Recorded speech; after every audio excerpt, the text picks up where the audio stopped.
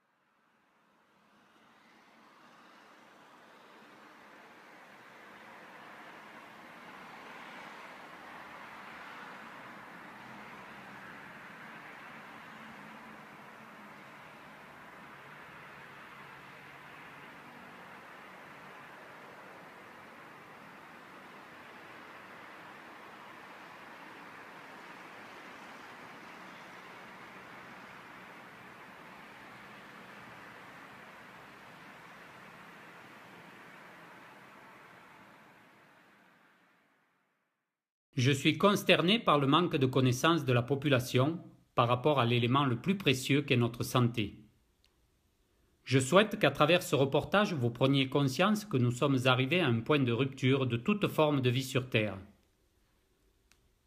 Aujourd'hui, la seule démarche prioritaire doit être basée sur la santé future de nos enfants, qui dépend entièrement de la santé des espèces vivantes qui peuplent cette Terre. Avant d'aborder les chemtrails, un petit aparté. En 2006, je dénonce les pesticides et les OGM, soutenus par le cancérologue Dominique Belpomme. En août 2016, au cours d'un déjeuner avec un médecin, j'ai la désagréable surprise de constater que cette personne reste persuadée que les OGM sont une solution pour réduire la faim dans le monde. Je précise donc ce que sont les OGM. Plus de 99% des plantes génétiquement modifiées qui sont actuellement cultivées à la surface de la planète sont des plantes qui accumulent des pesticides dans leurs cellules, c'est-à-dire des insecticides, des herbicides et des fongicides. Les OGM sont donc avant tout des produits hautement toxiques. Libre à vous de croire qu'un produit chimique va vous nourrir et vous maintenir en pleine santé. Cela étant dit, revenons au chemtrail. Les choses les plus pénibles à apprendre sont aussi celles que l'on a le plus intérêt à savoir. Quand j'ai vu le film d'Al Gore, Une vérité qui dérange, film diffusé sur la planète à coups de millions, j'y ai cru. Le réchauffement climatique est fortement médiatisé, il devient le mode de pensée unique auquel il faut adhérer afin de nous fédérer tous ensemble vers cette nouvelle religion. Mais fin 2009, un apiculteur de Forcalquier m'interpelle et me demande de me pencher sérieusement sur les longues traînées d'avions qui envahissent le ciel. Ce sont souvent des traînées très longues qui quadrillent le ciel et qui, quand elles se délitent, créent un voile nuageux au-dessus de nos têtes. Depuis la fin des années 90, notre ciel est devenu laiteux, voilé. La haute technologie qui s'est développée sur les moteurs d'avion fait que ces moteurs n'émettent que peu de pollution. Alors ces traînées sont-elles de la condensation? Dans la majorité des cas, la réponse est non. Pour qu'un avion produise une traînée de condensation, il faut que 3 conditions soient réunies. Il faut que l'avion soit à une altitude avoisinant les 8000 mètres. Il faut un taux d'humidité de l'air aux alentours de 70%. Et il faut une température inférieure à moins de 40 degrés. Ces traînées sont des résidus de produits chimiques hautement toxiques répandus volontairement au-dessus de nos têtes à des fins de géo-ingénierie. Il existe plusieurs buts à tout cela. Premièrement, l'atténuation du rayonnement solaire sur la planète, mais surtout maîtriser le climat à des fins militaro-industrielles. Pour plus de détails, je vous invite à regarder le documentaire Chemtrail, la guerre secrète, version française. À savoir, la géo-ingénierie a été évoquée à l'ONU en 2007 par le Dr Rosalind Peterson. Les associations internationales qui dénoncent la géo-ingénierie ont été reçues au Parlement européen les 8 et 9 avril 2013 sous la présidence de la députée de Lettonie Tatiana Zdanoka. Le 2 octobre 2013, le journal Les Échos nous apprend que Monsanto a acheté le leader des données climatiques, le groupe Climate Corporation, pour 930 millions de dollars. Les détracteurs des chemtrails disent souvent que nos dirigeants ne peuvent faire une chose pareille parce qu'eux aussi s'empoisonneraient. La bombe nucléaire d'Hiroshima a détruit des milliers de personnes. Est-ce pour autant que l'on a arrêté sa fabrication ? La conclusion est que la véritable cause des problèmes du climat est due aux armes climatiques et à la géo-ingénierie. Je veux aujourd'hui vous démontrer les conséquences catastrophiques des retombées de ces résidus au sol. Ces dernières années, les populations d'oiseaux ont diminué dans des proportions alarmantes. Nous sommes à Kranj, en Slovénie, le samedi 6 août. Après avoir demandé l'autorisation à la propriétaire, nous allons pénétrer dans son verger. Vous allez pouvoir voir plusieurs arbres, des poiriers, des pommiers.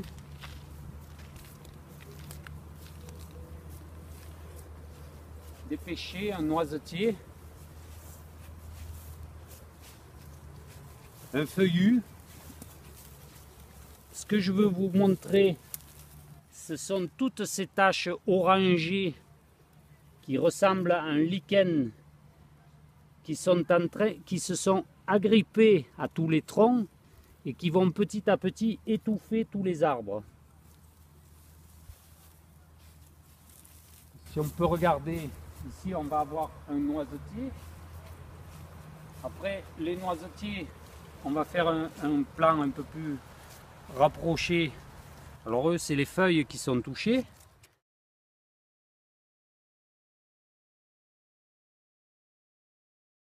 On va retrouver la même chose sur tous les arbres. Donc,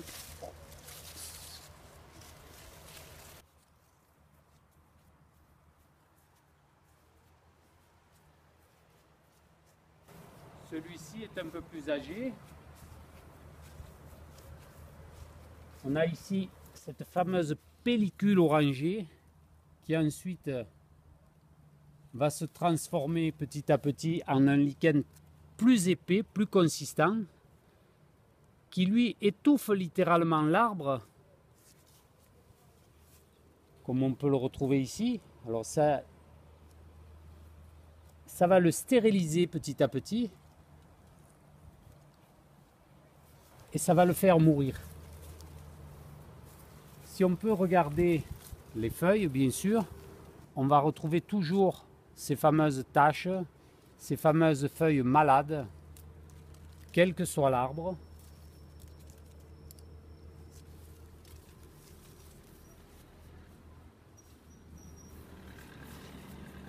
On aura la même chose sur les fruits rouges, avec des feuilles qui vont se retourner, des feuilles toutes tarabiscotées. On va vraiment voir ici que le pommier est touché partout.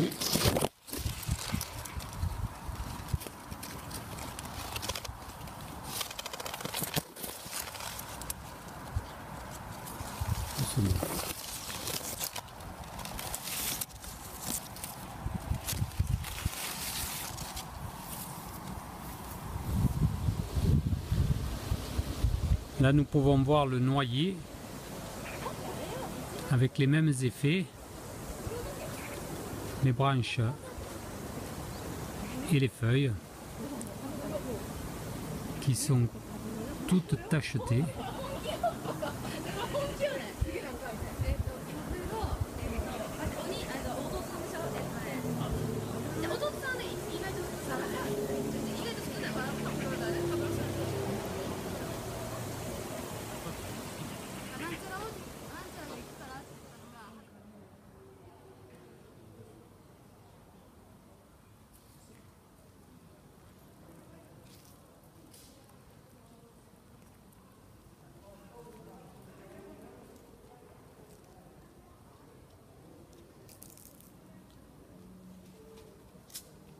peut voir sur un jeune tilleul qu'également toutes les feuilles sont touchées.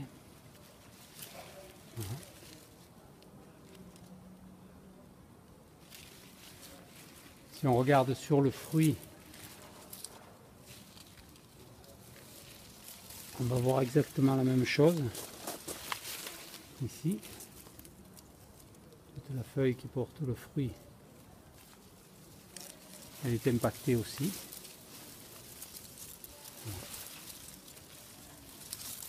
Et c'est vraiment très visible. On est pourtant sur un arbre d'un âge assez jeune. Un de plus.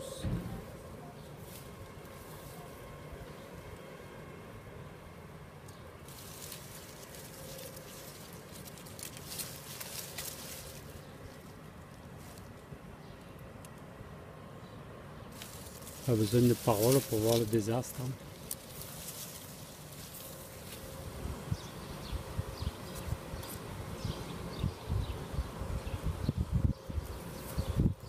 Sur toute la branche supérieure qui est ici.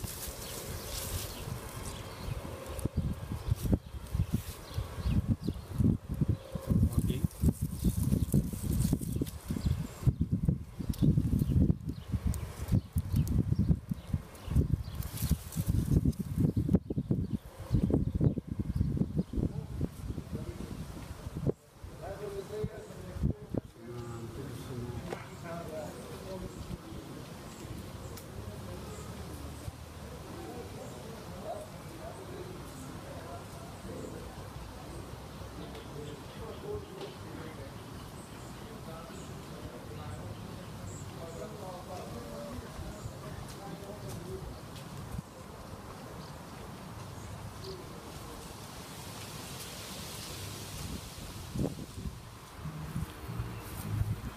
Tu peux filmer le tronc, là d'où tu es.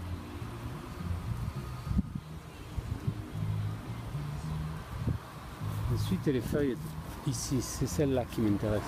Tout ça.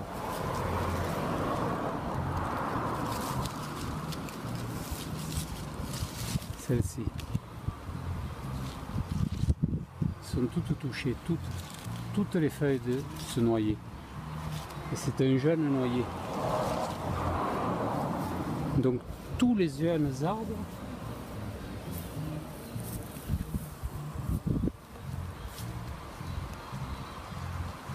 ainsi que le pommier.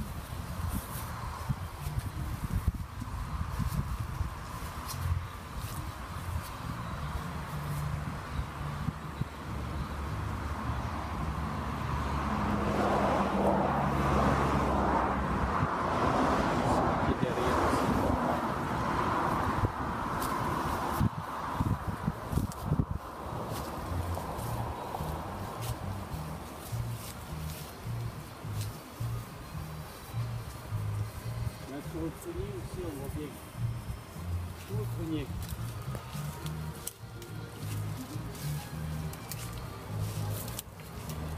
Tout le prunier.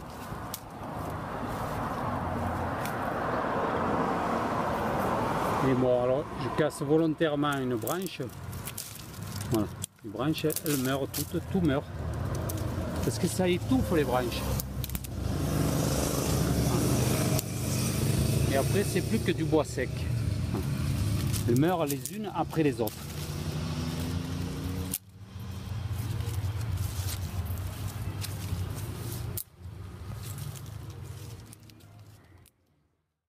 Toujours en Slovénie, dans le parc naturel de Logarska Dolina, nous faisons une petite promenade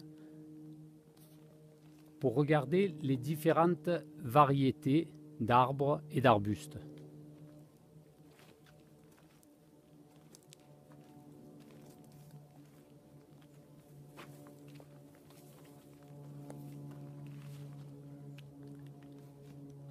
Comme vous pouvez le constater, les feuilles de cet arbre sont tachetées de noir. Quelques feuilles sont en train de mourir.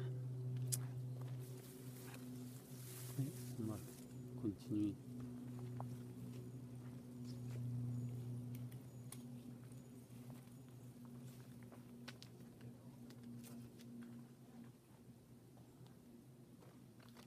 On va voir ce petit arbuste. Et là, on voit bien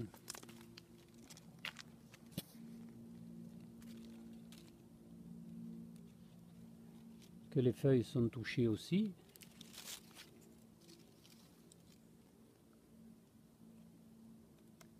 Nous ne sommes pas en automne, nous sommes le 7 août.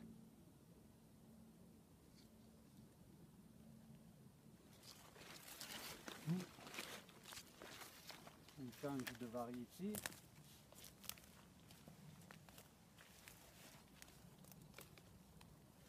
Toujours les mêmes tâches.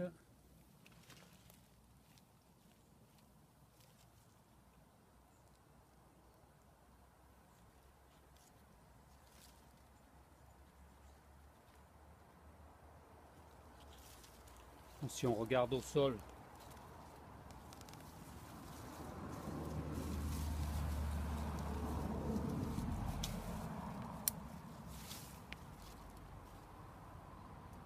on voit que c'est identique.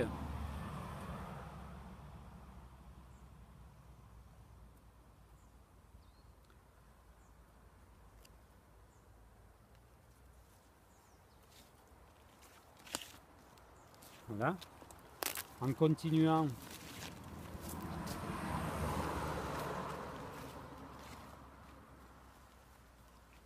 on va s'apercevoir que pour cette plante, c'est la même chose.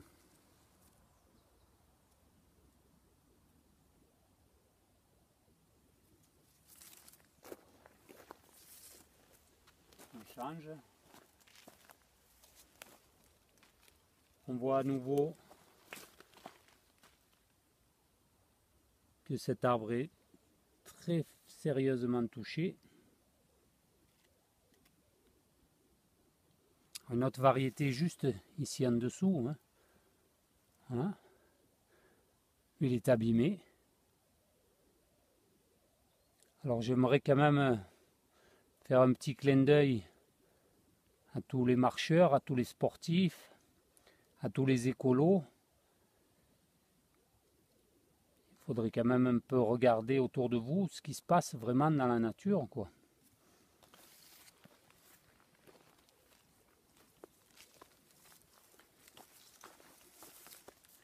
Voilà. Tout est malade. Tout est en train de mourir.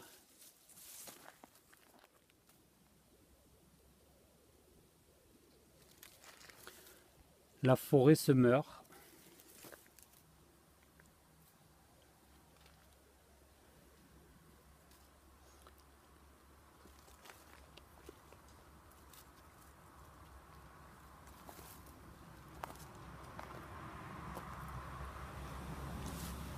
Là, on voit bien ce qui se passe aussi. Ici, celui-ci est tacheté aussi. Plus ici, voilà. Sur ces feuilles. Hein.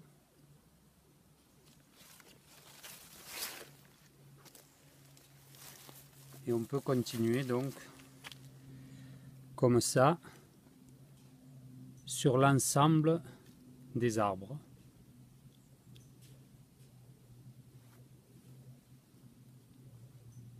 C'est toute la forêt slovène, toute la forêt française, toute la forêt de Sardaigne qui est en train de s'éteindre.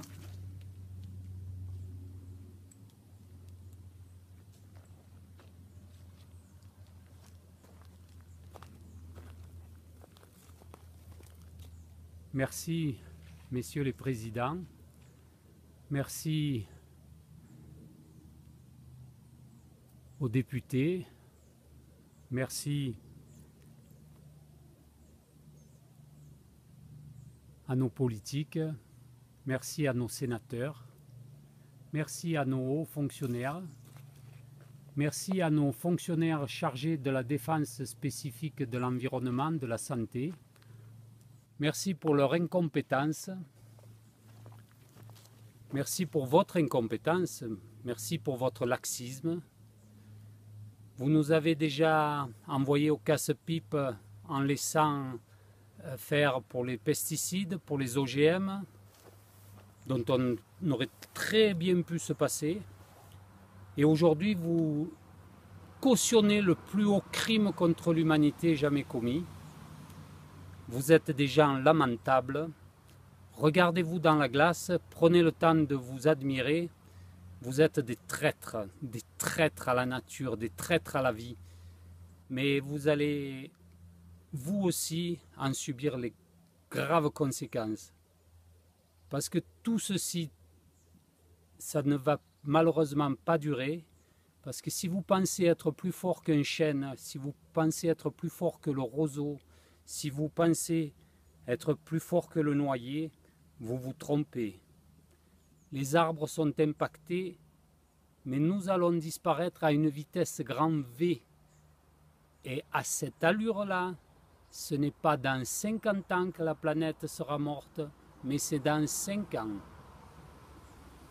À vous de vous réveiller ou alors de continuer à trahir votre chair, à trahir, je ne sais pas comment on peut vous qualifier. Franchement, ça me déçoit fortement.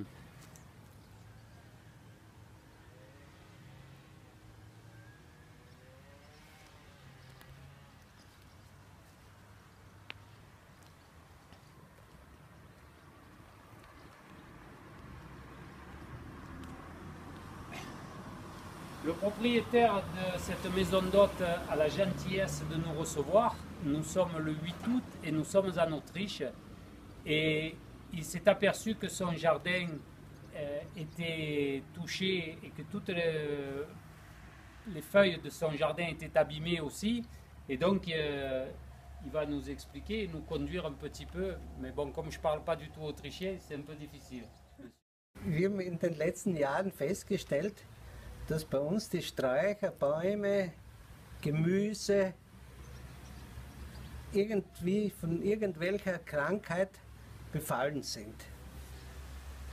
Und das kann ich dokumentieren. Das fängt da bei dem Gewächs an.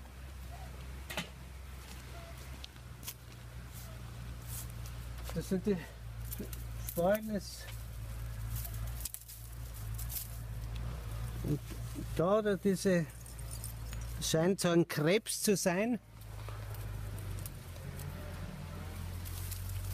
Oder wenn wir weitergehen, auch da die Pflanzen. Und wenn wir weitergehen,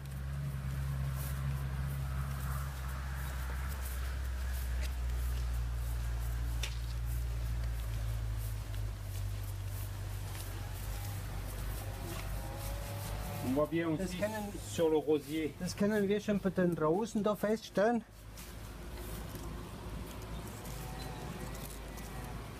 Da.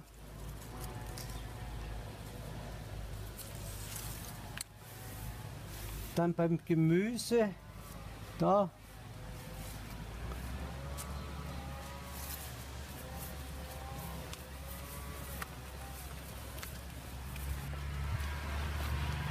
Il va nous montrer ses haricots aussi. Bei den Bohnen. Da wird alles kaputt.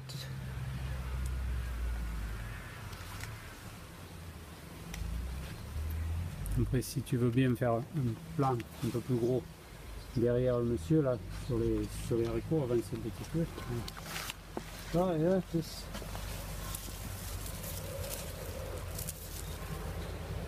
Da, siehst du die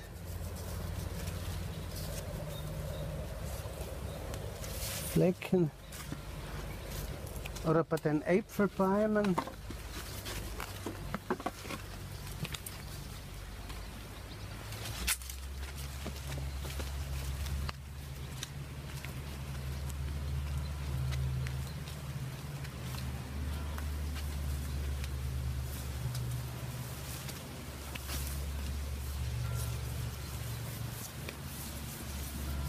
gar nicht so viel, gell?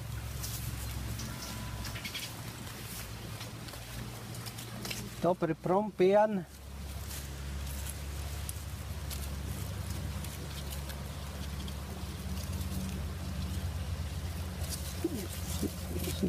Das ist sofort alles ab, da alles kaputt. nous explique bien que tout meurt.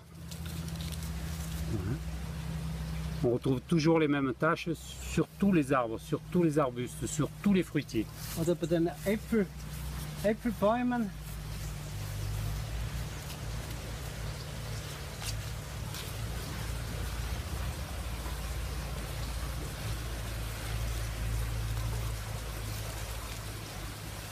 Also fast überall. Was nicht widerstandsfähig ist, ist kaputt oder wird kaputt.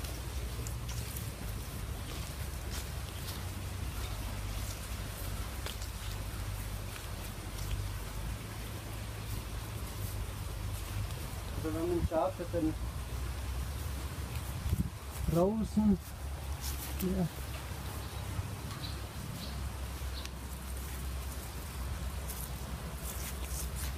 Siehst du das? Da.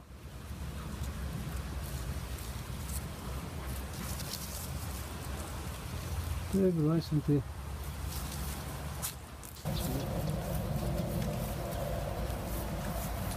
Wenn man schaut,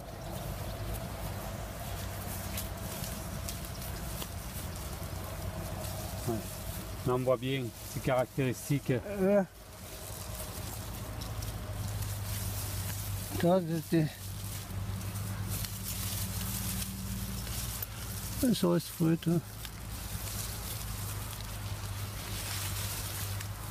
Und wir wissen aber nicht, von was das kommt. Tout est Kommt mort. das vom Flugzeug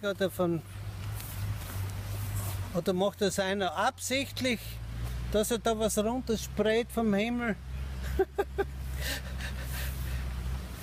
Bientôt c'est nous qui allons mourir, Yeah. parce qu'on ne sera pas plus costaud que les arbres, ni Ja, nous aussi. Ce monsieur est ancien champion de ski. Il a de nombreuses victoires à son palmarès. nicht Champion. Ça n'a rien à voir, mais bon, il s'intéresse à la nature, il regarde, il observe. Aujourd'hui, Ja, on a la chance d'avoir un ciel bleu, ça ne va pas durer, mais et pas trop d'épandage. Merci beaucoup, Duncan. bitte, bitte.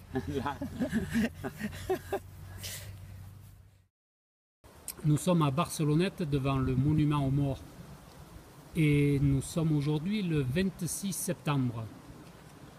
Les longues heures que j'ai consacrées à l'observation des arbres me permettent de penser que le lichen que nous allons prélever, qui est un lichen orangé, n'est pas du tout naturel.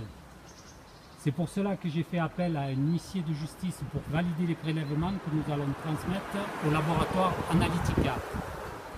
L'huissier qui va surveiller ces prélèvements est maître Georges-Éric Guigou, huissier de justice à Digne. Je vais procéder à ces prélèvements.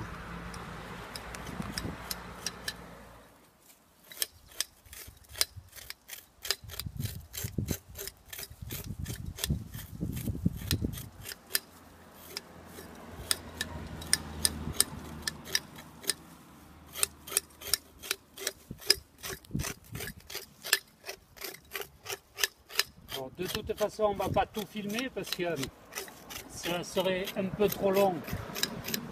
Mais on est en présence de l'huissier, tout ça sera certifié lorsque nous aurons le résultat des analyses.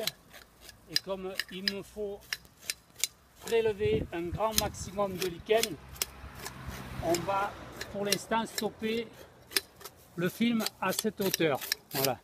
Et on continuera tout à l'heure. Bonjour. Nous sommes en France, le pays où l'information est priée de rester en dehors du territoire. Aujourd'hui, nous sommes le 21 janvier 2017. Je suis à Barcelonnette et après avoir demandé l'autorisation au propriétaire de filmer, nous sommes donc dans les Alpes de Haute-Provence.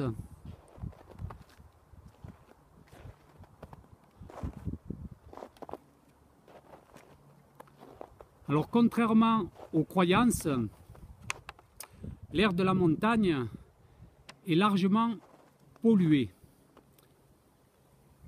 Alors tout ce que je veux vous expliquer, c'est ceci. Ici nous sommes devant un pommier et je vous fais voir à nouveau ces lichens orangés dont on a maintenant les résultats d'analyse, puisque j'avais fait des prélèvements à Barcelonnette donc début octobre.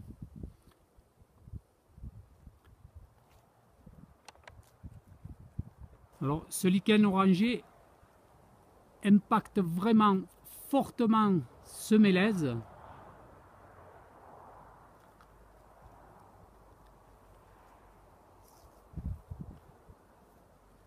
Ainsi que celui qui est à côté.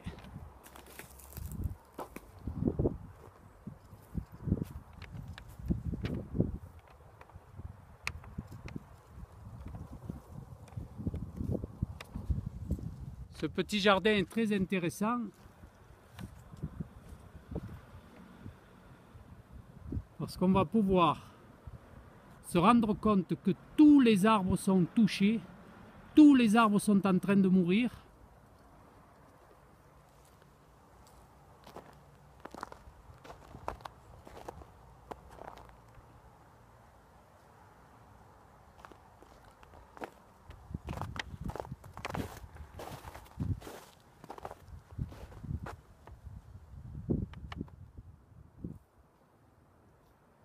Donc les mélèzes que nous avons filmés tout à l'heure ont 35 ans d'âge. Ce sapin bleu a 40 ans. Ça, ce sont des informations qui m'ont été données par le propriétaire des lieux.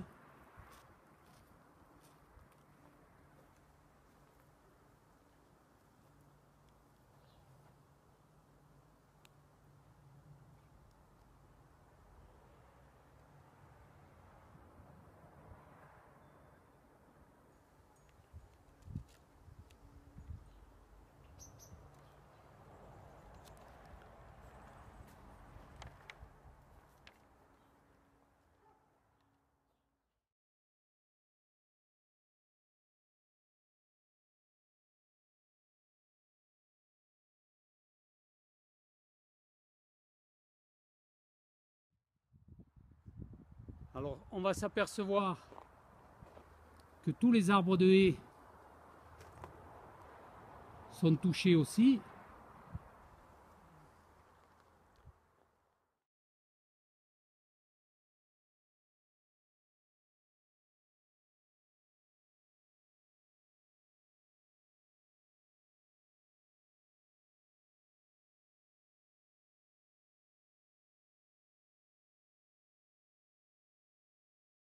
Bonjour Bernard Taillé, vous êtes le directeur scientifique du laboratoire Analytica et nous sommes le 3 février 2017. C'est exact. En 2010, j'ai le plaisir de faire votre connaissance par téléphone. Je cherche alors à faire analyser des eaux de lacs de montagne et je vous informe de l'existence des chemtrails. Vous me prenez à l'époque pour un farfelu. C'est vrai, oui, j'en avais pas entendu parler. Et puis, au fil des années, qu'avez-vous découvert? Ben, d'abord, vous m'avez fait découvrir l'existence de ce phénomène surprenant et sa réalité, puisque dans la période que vous mentionnez, depuis 2010-2012, j'ai reçu des filaments que j'ai analysés des 4 coins de la France. Et donc, c'est pas seulement vous aviez vu ces filaments, mais beaucoup d'autres gens. Et en me renseignant un petit peu sur Internet, parce que je ne sors pas beaucoup de mon laboratoire, j'ai vu que c'était non seulement un phénomène occurrent en France, mais partout dans le monde, en fait. Et donc, l'intérêt que je voyais à mettre les moyens analytiques dont je dispose au service de ce questionnement m'est apparu et il persiste, il continue. Il continue avec d'autant plus de force que je suis le seul laboratoire à m'être intéressé à cette question-là, alors qu'il y a d'autres laboratoires plus officiels que le mien qui pourraient, et je devrais dire qui devraient s'y intéresser. Eh bien, voilà, je suis pour l'instant le seul laboratoire de chimie à disposer des moyens d'analyse par couplage, chromatographie, spectrométrie de masse d'une part pour la chimie organique et ICP-MS pour la chimie inorganique. Voilà, le seul laboratoire qui s'intéresse à ces filaments que des dizaines de milliers de personnes observent, mais parmi ces personnes-là, aucun responsable de l'aviation civile, pourtant ce filament tombe du ciel, hein, donc on est en droit de penser que c'est lié aux aéronefs. Eh bien non. Pour l'instant, la seule démarche scientifique qui ait été entamée, c'est le laboratoire Analytica qui l'a réalisé. Alors, je regrette ça, mais ça pose quand même une question. Pourquoi en est-il ainsi? Pourquoi un tel manque de curiosité de la part des laboratoires officiels? Il faut dire que ces filaments, vous les aviez analysés en 2012-2013 de façon organique. Oui. Et il y a un peu des nouveautés depuis la dernière interview, c'est que maintenant vous les avez analysés de façon inorganique, et ça c'est tout récent puisque c'était au printemps 2016. Oui. Bon, les premiers résultats, ils sont disponibles sur votre site Analytica. Ils sont aussi disponibles sur la préface du film Chemtrail, la guerre secrète, pour lequel vous aviez eu la gentillesse de nous accorder une interview que nous avions collée au début de ce reportage. Mais ce qui nous importe aujourd'hui, c'est de connaître un peu tous les scoops. Et donc, depuis, il y a eu beaucoup de choses, et et notamment les analyses que vous avez faites de façon inorganique par rapport à ces filaments, toujours. Et donc, est-ce que vous pouvez nous en donner un peu les résultats, les conclusions? Qu'est-ce qui s'est passé? Tout à fait. Alors donc, j'ai réalisé des analyses de filaments que je n'avais pas faites jusqu'à présent. Je m'étais intéressé à la partie chimie organique. Et là, je me suis intéressé à la partie chimie inorganique, élémentaire. Et pour constater que les filaments contiennent les trois éléments qui sont associés à ce qui est maintenant connu sous le nom de chemtrails, les traînées chimiques. Alors, moi, je n'ai pas à former d'opinion sur la manière dont ces filaments sont engendrés et mais seulement le constat de leur composition. Moi, tout ce que je peux faire, c'est constater leur composition, la composition qu'ils ont lorsqu'on les ramasse sur le sol. Et je constate la présence d'aluminium, barium et strontium dans ces filaments. Plus quelques autres métaux aussi, notamment le plomb. Plus quelques autres métaux, le plomb en particulier. Alors tous ces éléments-là, les trois premiers que j'ai cités sont plus particulièrement connus pour être associés à ce phénomène des chemtrails, qui a surtout été étudié aux États-Unis jusqu'à présent. En France, à ma connaissance, je suis le seul laboratoire à m'être intéressé à ces questions-là. Ou en tout cas avoir publié ces résultats. Alors pour la petite histoire, je peux vous dire que j'ai transmis une partie des échantillons sur lesquels j'ai travaillé à un laboratoire du CNRS, Centre National de la Recherche Scientifique, qui a accusé réception de ces échantillons, de ces quelques 50 mg d'échantillons que j'ai pu leur passer. et qui ont fait un travail, mais qui n'ont pas communiqué sur les résultats qu'ils ont obtenus. Donc je n'ai aucune information sur ce qui est sorti de ce laboratoire officiel. Donc, voilà. Tout ce que je sais, c'est ce que j'ai pu... ce sont les résultats que j'ai pu obtenir par moi-même. Donc aluminium, barium, strontium, du plomb, tous ces éléments-là figurent dans l'atmosphère au titre de polluants. Figurent-ils dans la composition des filaments, ou bien est-ce que ces filaments sont uniquement organiques à l'origine et qu'ils se chargent des polluants qu'ils rencontrent, qu'ils croisent au cours de leur trajet vers le sol?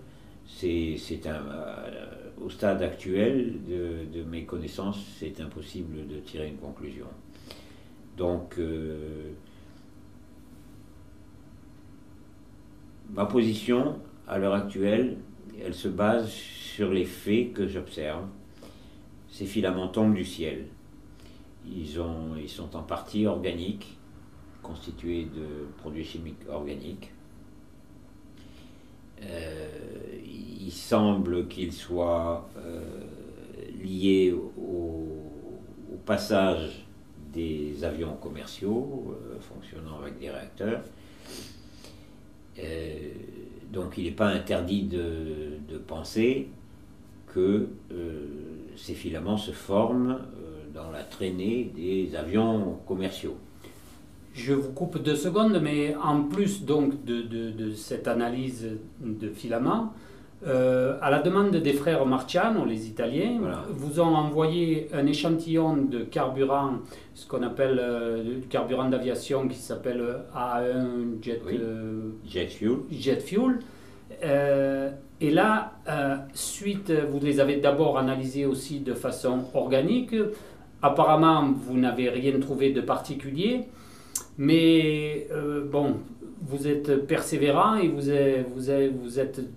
avez vraiment voulu approfondir les choses. Et donc vous avez réanalysé ces filaments au mois de juin, ce carburant pardon, au mois de juin de façon inorganique.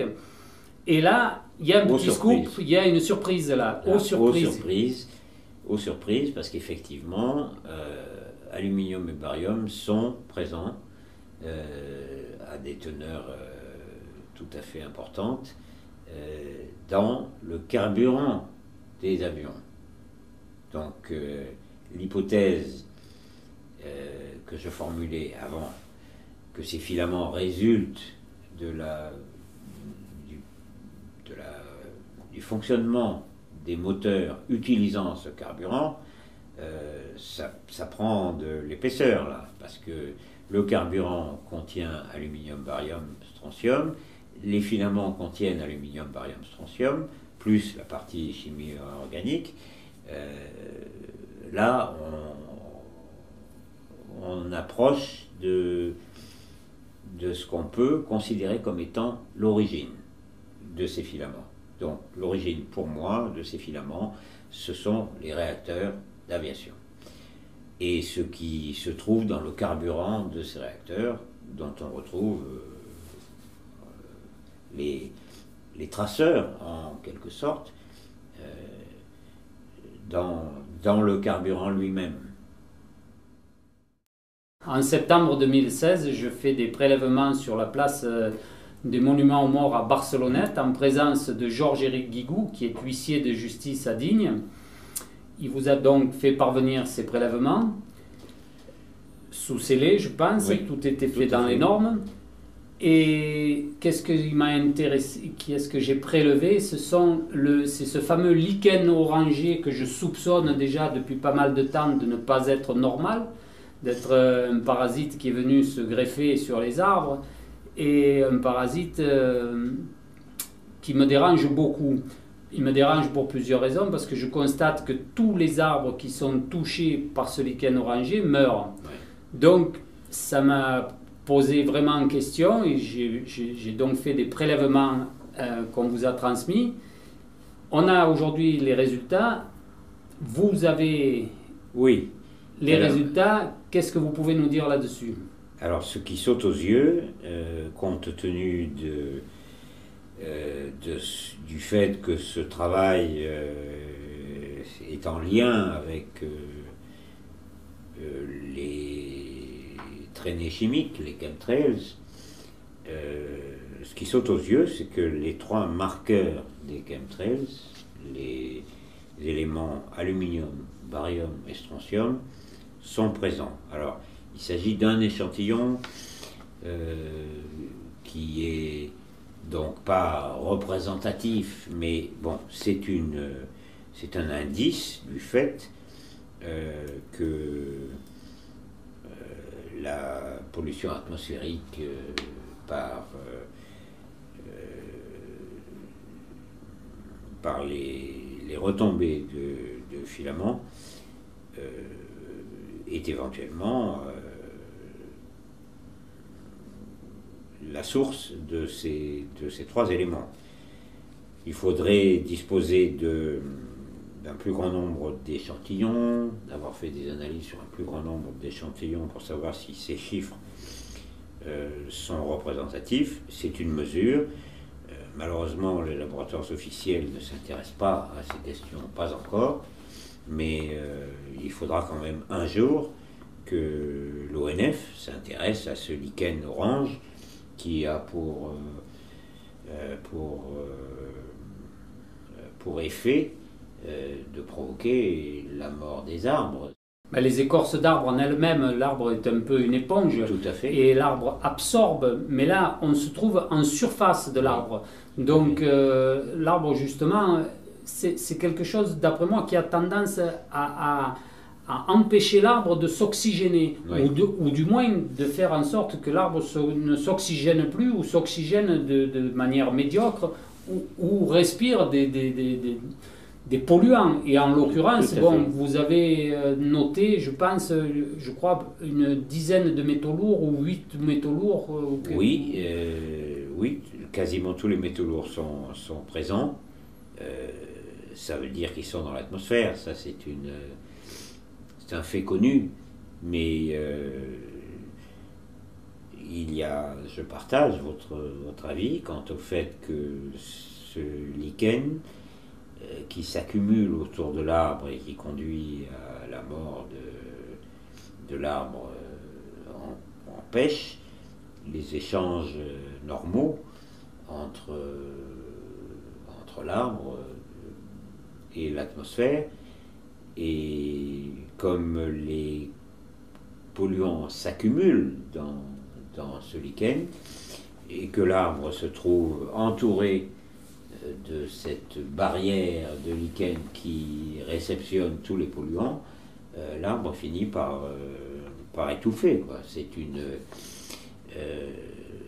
une simple conclusion de bon sens qui mène à cette observation. Je répète qu'il faudrait que des botanistes se penchent sur la question. Ce n'est pas une analyse qui permet de tirer une conclusion, c'est une analyse qui permet d'attirer l'attention sur le fait que on retrouve les 3 éléments qui sont les marqueurs des chemtrails, aluminium, barium, strontium, et qu'on retrouve des teneurs importantes de tous les métaux lourds qui sont connus pour être présents dans l'atmosphère, le plomb en particulier.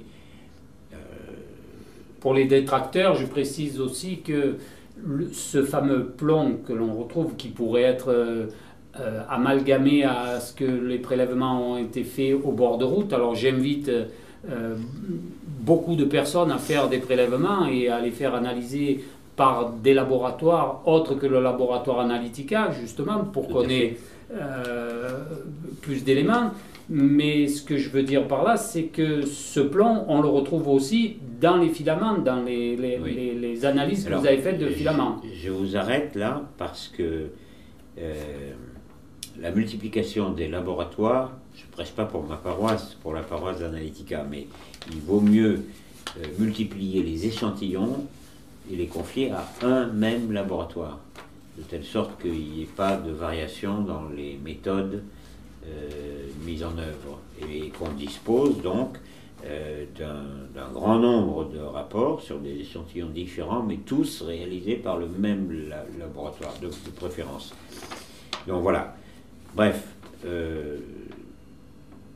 on n'apporte aucune réponse ici, définitive, mais on met en évidence une forte teneur en aluminium, une teneur importante en barium et une teneur du même ordre en strontium.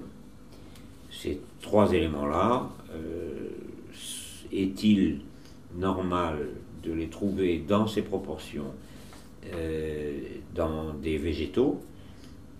La question reste ouverte, mais je n'ai pas la réponse.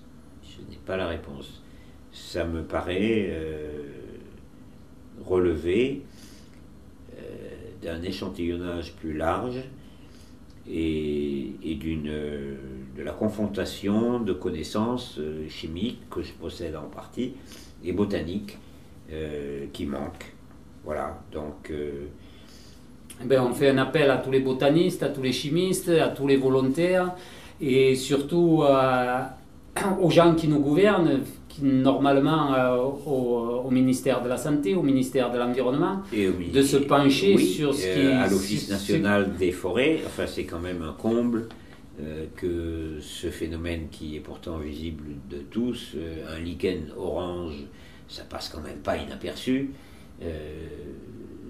Ça ne devrait pas passer inaperçu des fonctionnaires de l'ONF qui sont censés passer leur temps ailleurs que dans leur bureau, mais ils doivent aller quand même de temps en temps se promener près des arbres.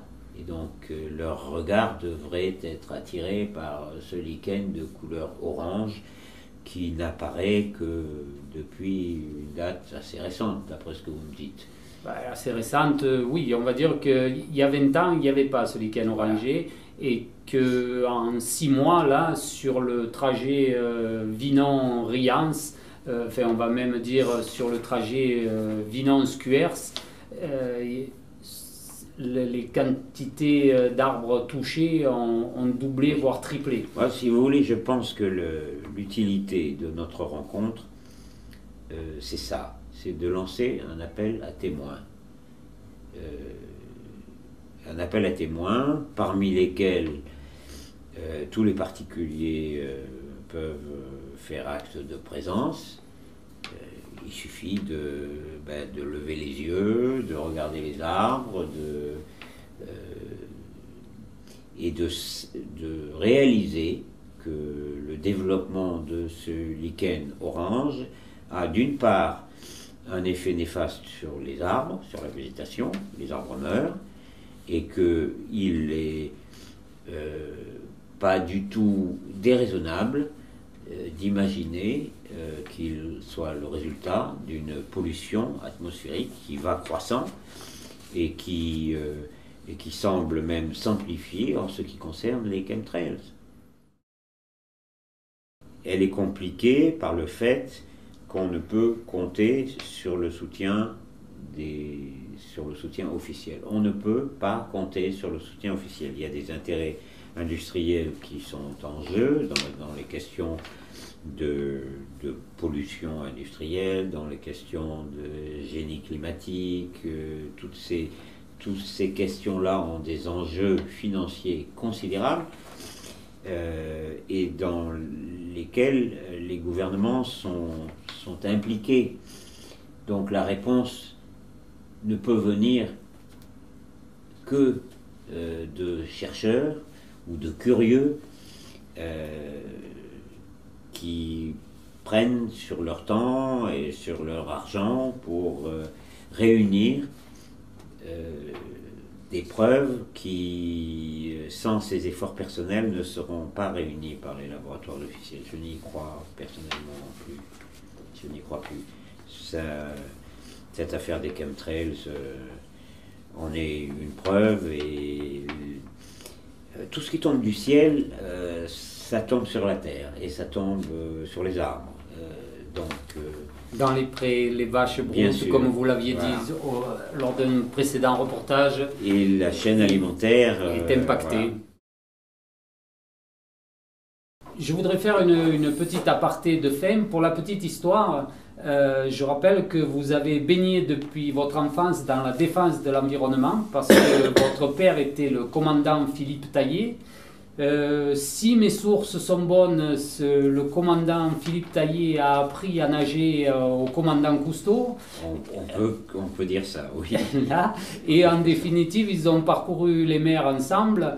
Et donc, ce sont quand même deux références mondiales au niveau de la défense environnementale.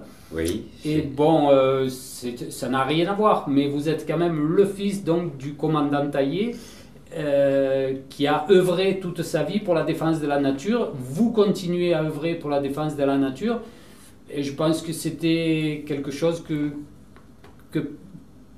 peu de personnes savent, mais qui était important, à mon avis, que ça soit connu. Voilà. Oui, bah, Si vous n'y voyez pas d'objection. Non, bien sûr que non. Je suis très fier d'être le fils de Philippe Taillé. Mais ce qu'il m'a probablement appris, c'est la nécessité de la conscience que nous sommes une minuscule partie d'un environnement qui est comme un immense corps.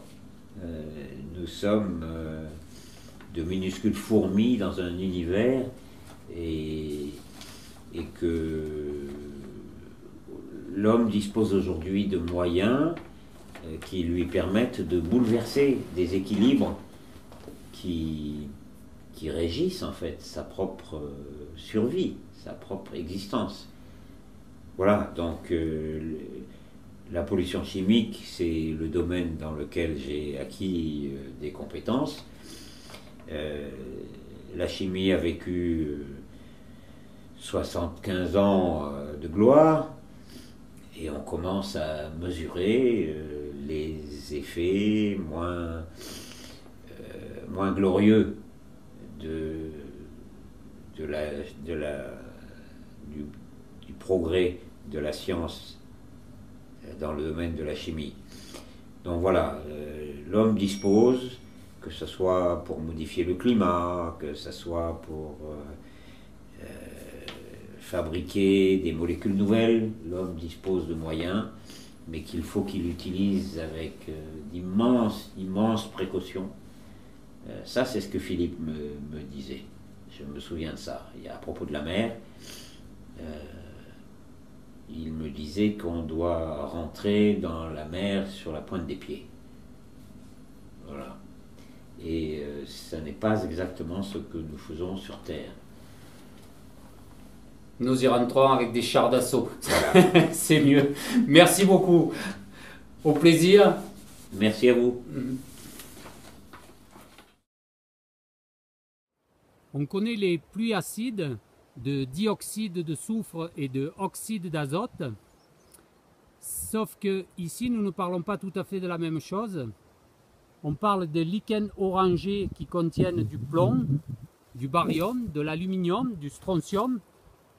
Ces éléments, on les retrouve aussi dans les filaments atmosphériques.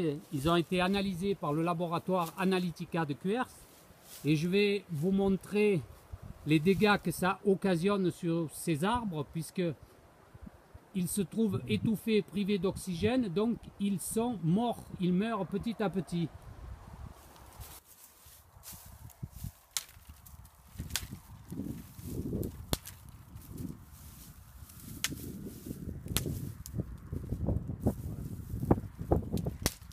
Les branches cassent comme du verre.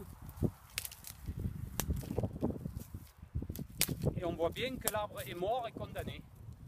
On va retrouver la même chose sur les arbres avoisinants.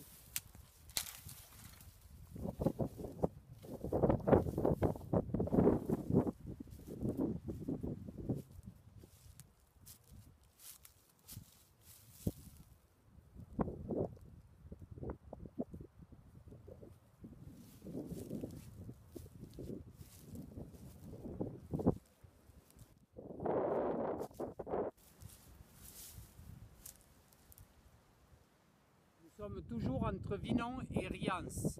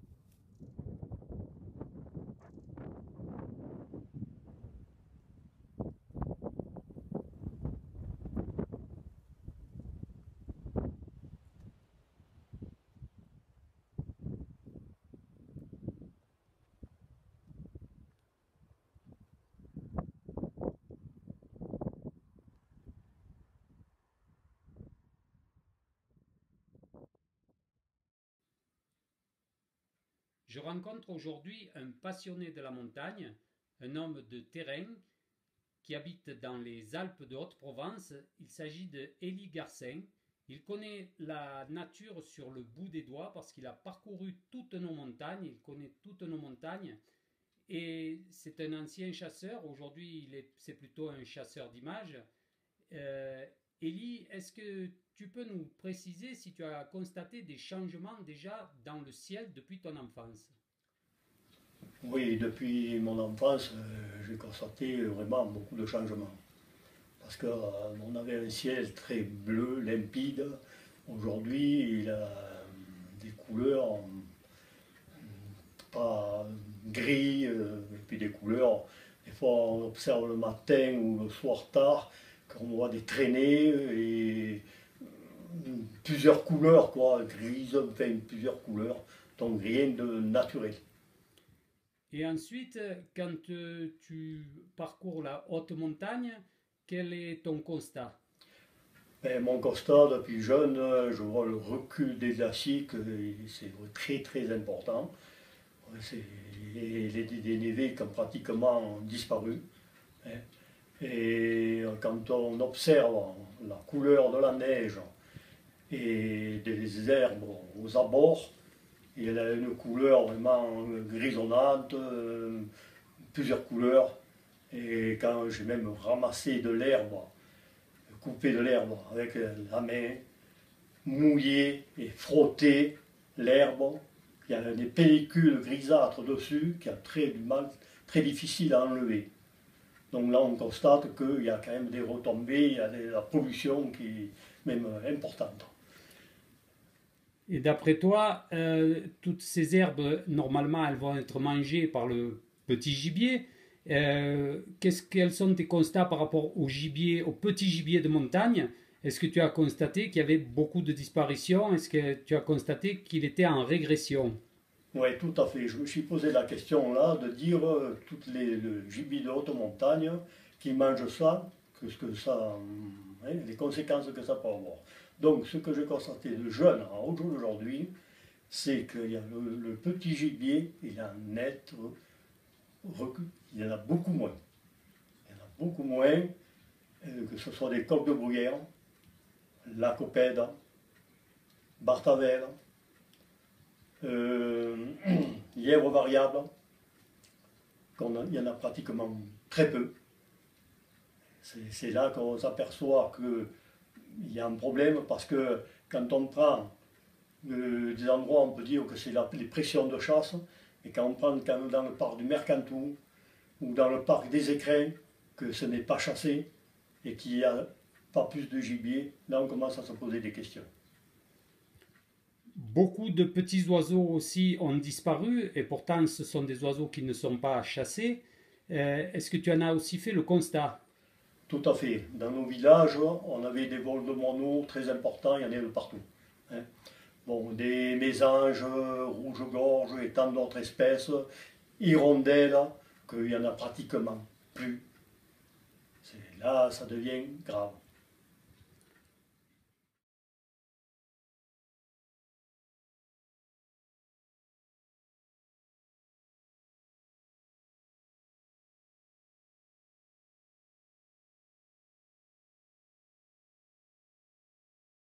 C'est à la télévision, on peut pas dire hein, la vérité, il y a trop de monde qui regarde.